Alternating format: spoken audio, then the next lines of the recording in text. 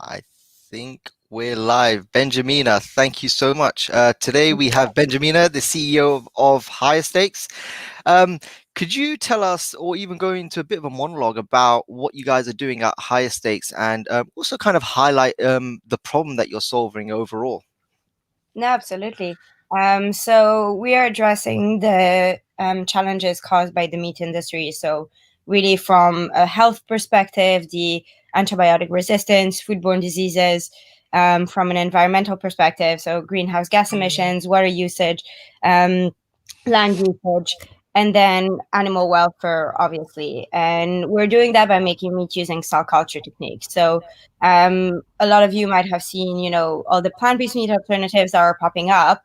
The challenges that we're addressing are similar, but what we're doing is we're recreating meat that is exactly the same at a molecular level, but with a different process.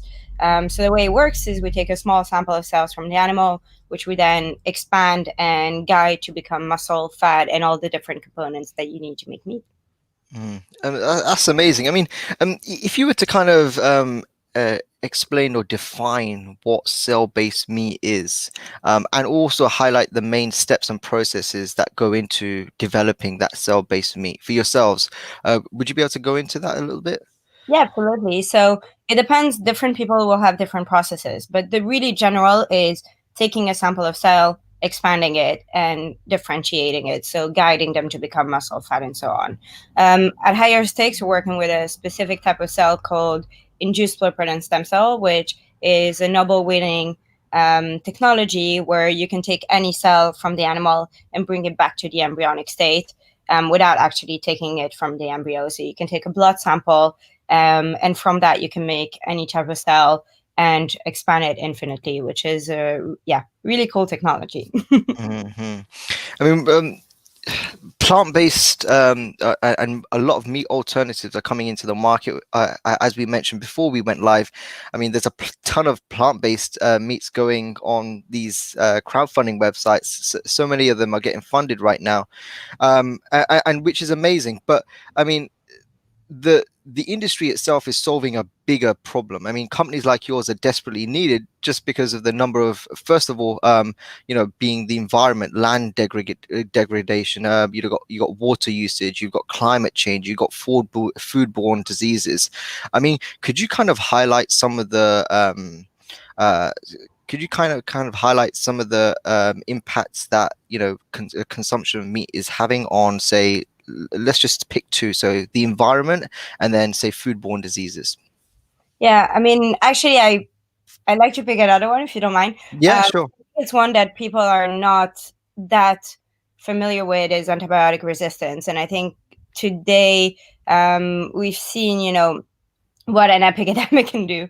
And essentially, if we get to a stage where antibiotic resistance happens, and most antibiotics are coming from animals, and are used on animals. Sorry, and about 70% of the all of the antibiotics we use are used on animals, and that can then translate essentially to humans and cause antibiotic resistance. And essentially, if we get to a stage where we aren't able to essentially create the antibiotics that we need to cure the diseases, then we'll get to a stage where people will have a tiny cut and die from it. And that's extremely dangerous. And if we continue to go the way we're going, more people will die from that than cancer by 2050. And so this is one of the major things that brought me into the industry.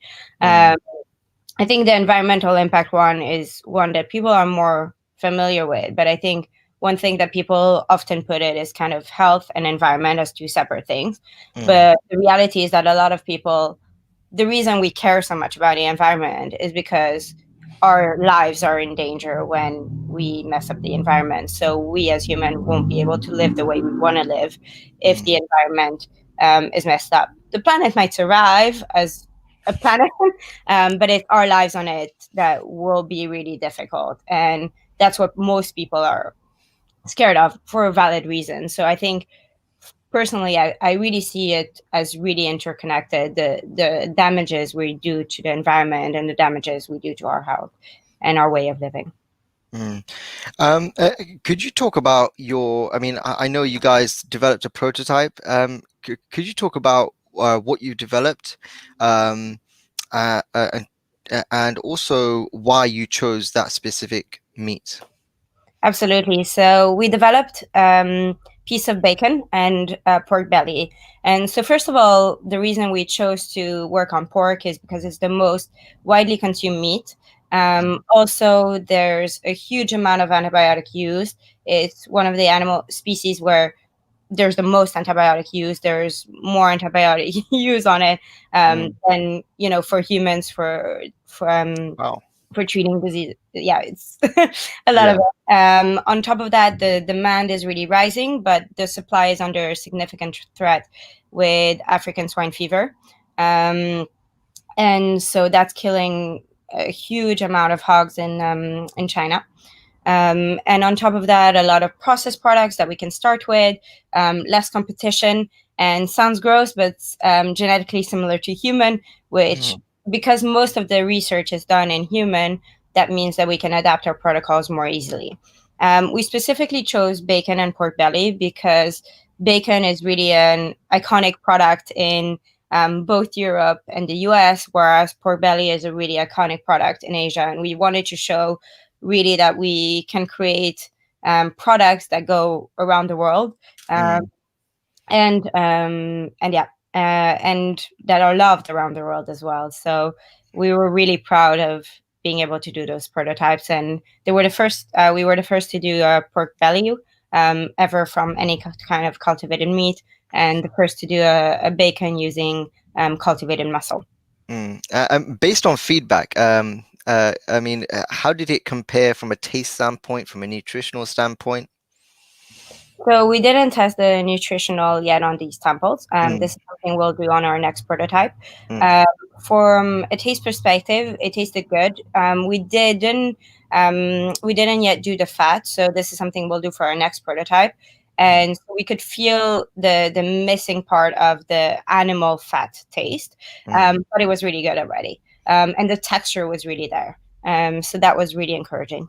Mm. I mean, how important is the fat content on the meat? I mean, could you make a piece of meat and then just take another piece of fat from a coconut or something, or are you going to use your stem cell technology, to cultivate fat?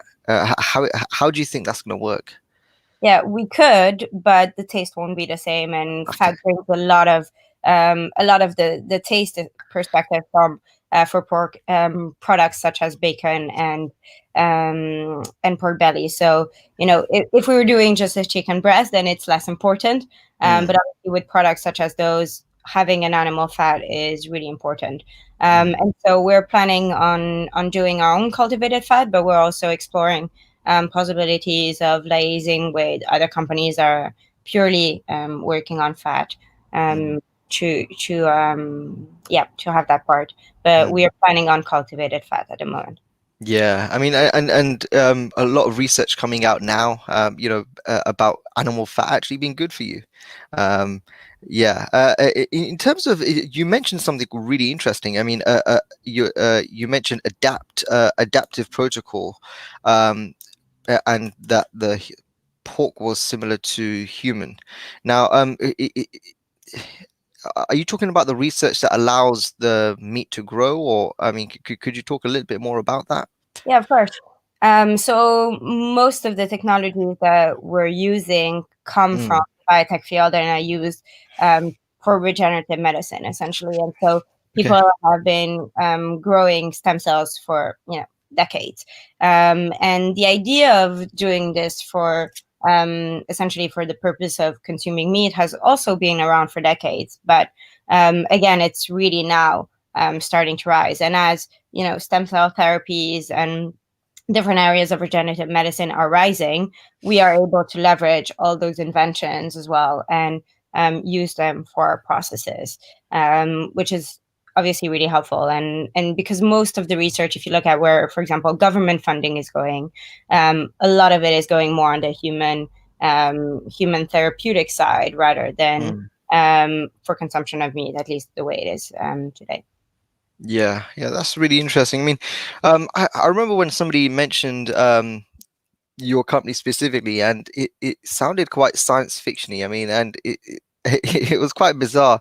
Um, at what point do you think, your products will be widely available and kind of affordable? I mean, this is a massive challenge just from a scientific standpoint. So, me talking about this being available to the general public it's a massive jump. But I mean, could you talk about the steps in between, and what's required to get there?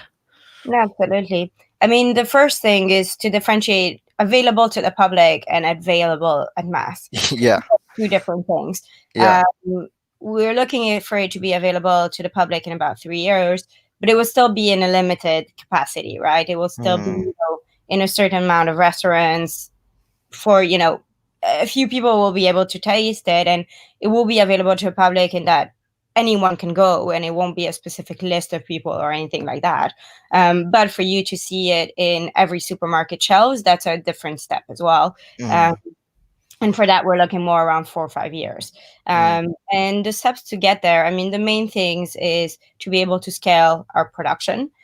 So moving first to pilot plant and then to proper production plant, and also going through regulations. So in Europe, we go through the novel food regulations, which take about a year and a half, and about half a year to a year to prepare. hmm.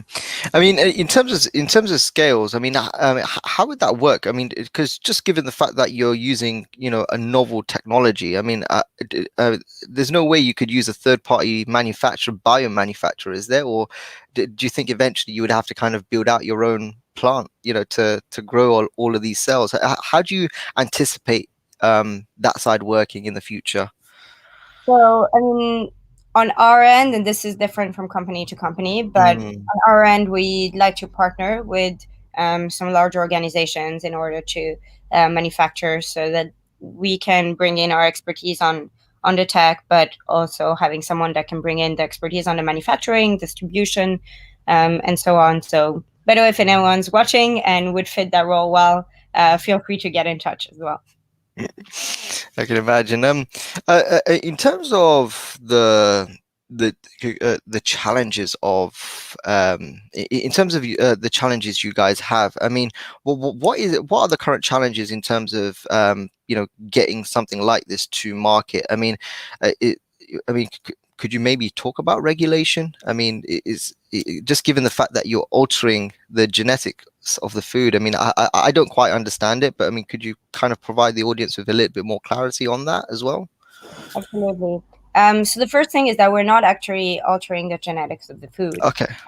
We Some companies are, but in our case, we're not. So we're just recreating essentially what would naturally happen in the body, but outside. So it is using the kind of natural processes, but outside of the animal's body, essentially. So it is not altering the genome at all. Which is Mm, why we can go through the novel food regulation rather than the genetic engineering GMO mm, regulations. I see four main challenges really. One is essentially scaling the technology and doing it.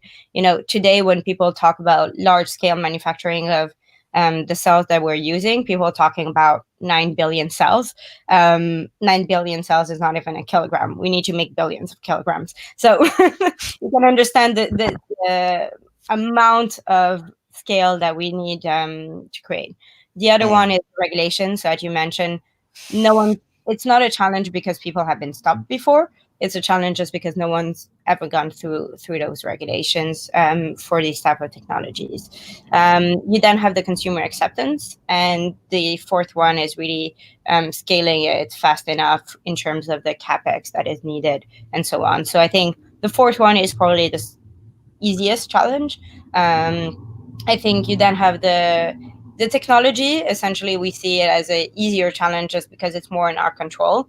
And mm, I think the ones that are potentially harder are the regulations and the consumer acceptance, because they're less in the control of the company, and um, other than educating both regulators and the public about what we're doing and explaining why it should happen.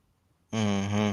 I mean, how do you anticipate this going down from a commercial standpoint? I mean, you mentioned, there's a difference between this being available and then it being available in mass and freely available across all supermarkets. Now, um, obviously there's going to be a stage where you guys are, there's going to be a stage where you guys are going to have to generate revenue, create a business model out of what you're doing.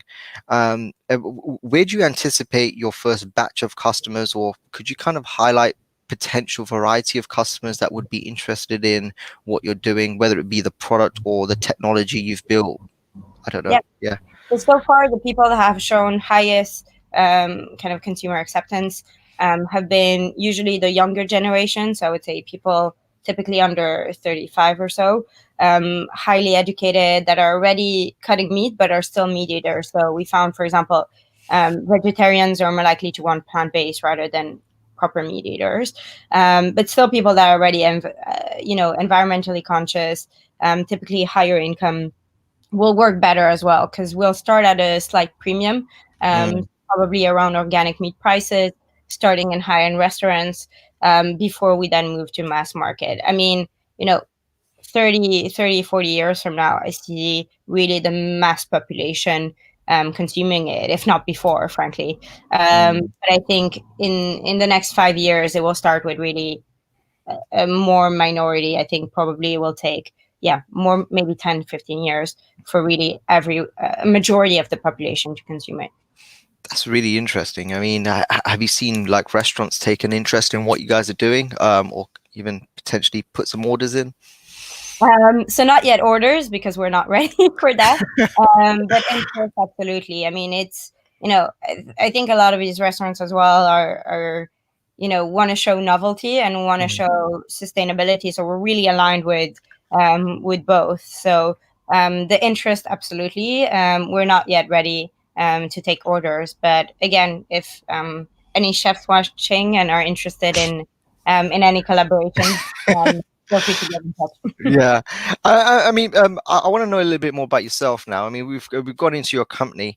I mean, could you tell us about a little bit more about yourself and what made you choose to build a company like this? Yeah. Sure. So my background's in chemical engineering. Mm, Studied in London at Imperial College. While I was doing that, had different experiences. So worked in 3D printing, fragrance and flavoring. Did some marketing work with Strauss and PepsiCo. mm, Then worked at a small startup. Then founded my own, I would say, more small business than startup. mm. And realized essentially that I wanted to do something with a lot more impact, and something also more on the scientific side. Started really Yeah. missing some of the work I was doing during chemical engineering, and really wanted to be at the intersection um, between science and business, and that's where I felt I could have the biggest impact. And at the same time, really wanted to see something where I would impact millions of people's health directly. I then joined as well Entrepreneur First, which you mentioned you have a lot of hosts coming from there. So that's where kind of I started working on higher stakes, and immediately became obsessed with the idea of cultivated meat, and the impact it could have, and started really digging into essentially why hadn't people commercialized it, what were the challenges that we needed to address, and how could we do this differently than Mm. some of the existing companies, essentially. Did you have an idea of what you wanted to work on before you went into EF, or was your mind changed as soon as you met all of these amazing people? I had an idea, but Okay. it was more around mental health. Very Okay. quickly, yeah, this proved the commercial viability of what I was doing. I think about 1 week in, but Mm. yeah. Yeah. You mentioned you ran other businesses before, more of a B2B business. I'm sure that's one that's probably generating revenue straight away, to a business that's involved in R&D, probably involves grants, pitching for grants, and maybe pitching to investors that take a more of a long-term view. How have you found that shift? I'm going to assume it's way more fulfilling, but I mean, have there been any humbling lessons that you've learned along the way from these two different types? I mean, they are completely different business models, because one, you're generating revenue straight away. The other one is heavily involved in R&D. I mean, could you talk a bit about that, and also talk about the investment landscape and how it's different? Yeah, I mean, I think I went really from an extreme to another. Um, in the sense that the first one was really, nearly taking a really, really simple kind of business model to like Mm. one of, the biggest challenges really Yeah. um, that we could work on. And I think, as you said, it's more fulfilling, and then there are things essentially, it's not necessarily harder, and that's the thing, because it's so much more fulfilling, and you get a lot more help, you get a lot more people excited about what you're doing. You can and you're as well waking up more excited. I think it's not necessarily harder to do the business that I'm doing now than Mm. before. I think the harder part though is that you are dependent more on other people, whereas the other was purely, sales, right? And Mm. sales, at the end of the day, there's a lot of that's a numbers game, and Yeah. you just reach out to more and more and more people Mm. and figure it out. I think in some ways, so in our way as well, it's a numbers game, and you can reach out to more investors. But I think it is easier when you have a product that you're selling and you can make revenues and kind of live from it. But I think it's definitely less fulfilling and less exciting. I think it's at the end, what with the other business, I think not having the impact and only doing sales and marketing the whole day, I think was getting a little bit boring to me. Yeah. As with this one, I think if I get bored of one thing, then there's so many other things that I can just spend my time on. Mm. So if I'm a little bit, bored of of one aspect of the business, then there's so many aspects, which makes the business more difficult, but also it being at the intersection of so many subjects is what makes it exciting. Hmm. I mean, how has the process been, from, generating revenue straight away to pitching for grants, and then, kind of leveraging other research partners? I mean, what have you learned about that process, generally? I mean, some of the fundamentals are similar. Mm. At the end of the day, everything is sales, everything is negotiation. So a lot of those principles remain the same. Um, and again, it's knowing, similar to sales, it's knowing who you're talking to. So making, when you're pitching for a grant, knowing, you'll pitch differently to someone, to a grant, to an Innovate UK, for example, grant, than you would to an investor, and their motives are different. So you'll want to Mm. adapt to that. So I think similarly to a sales process, you want to adapt to who you're talking to. If you're looking for a collaborator, you have to understand what they will get out of it. So I think there's a lot of fundamentals that are similar, Mm. but obviously, I think there's a lot more, again, because you're not just doing sales, you have a lot more parties involved in different aspects, and it's also knowing which ones to focus on when. Mhm. And what have been your biggest challenges, since you started this company? You've been at it for what, 2 years? Yeah. Yeah. I mean, could you highlight some of the larger challenges that you've kind of come across your journey? Yeah, I mean, there's been quite a few. I can imagine. I would say probably the most recent one has been, I probably can't talk too much about it, but has been going through a kind of co-founder separation and kind of Mhm. restructuring the team after that, and making sure that the company is really on, an upwards journey, even though it's always a challenge to kind of go through that and solve. And so if anyone needs help on that, I'm also happy to give advice, but it's harder on a on a public panel, but happy to help because it's something, yeah, that I've recently went through. Yeah.